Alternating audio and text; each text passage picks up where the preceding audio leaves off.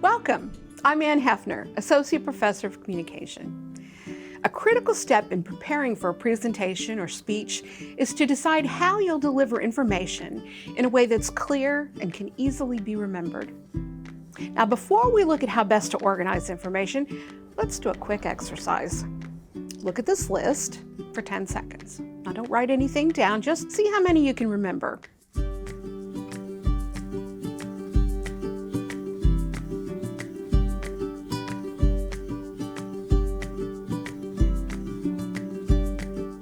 Okay, now try to write down as many things on that list as you can.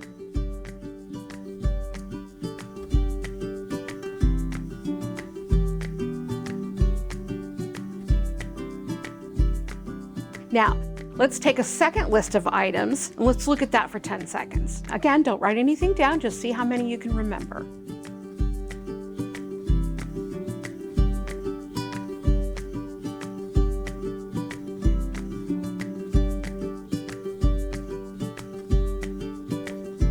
Now, write down as many as you can remember from that list.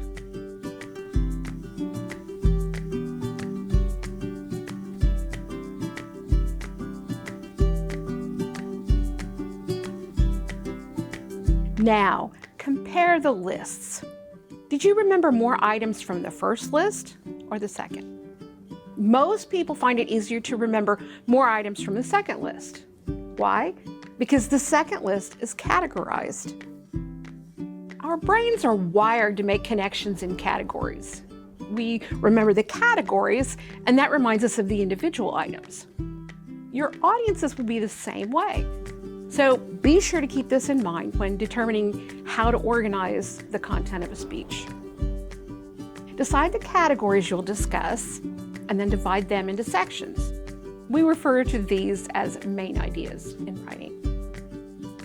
Then, in each main idea, add your specific, individual, more detailed items or points.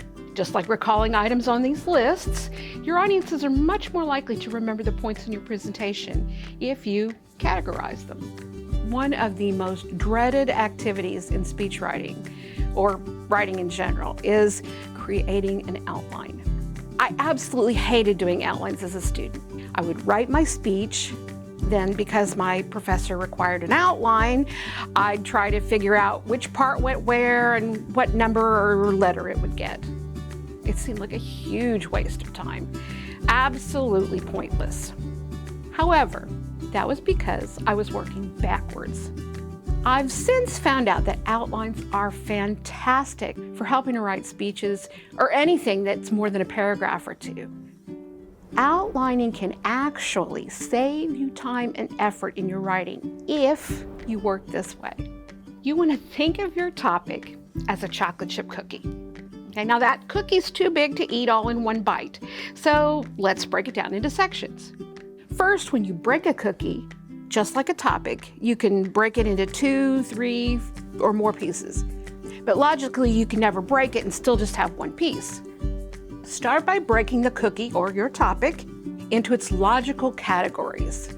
Now, for this example, let's use the topic shoes. Okay? Now, we could potentially have any number of categories, but for this discussion, let's just break it into men's and women's shoes. Now, men's and women's shoes will be the main categories or our main points. Now, these are still really big chunks, so let's divide it up a little bit more into smaller categories. The next division might be types of men's and women's shoes. For example, we could divide them into dress and casual or athletic and work. Now, we can further divide the sections if the subtopics are still too large. For women's dress shoes, for example, we could divide between heels and flats. It's important to remember that when dividing, we can never divide a section and still just have one piece. So, if you have an A, you must have a B in your outline. Likewise, if you have a 1, you must have a 2.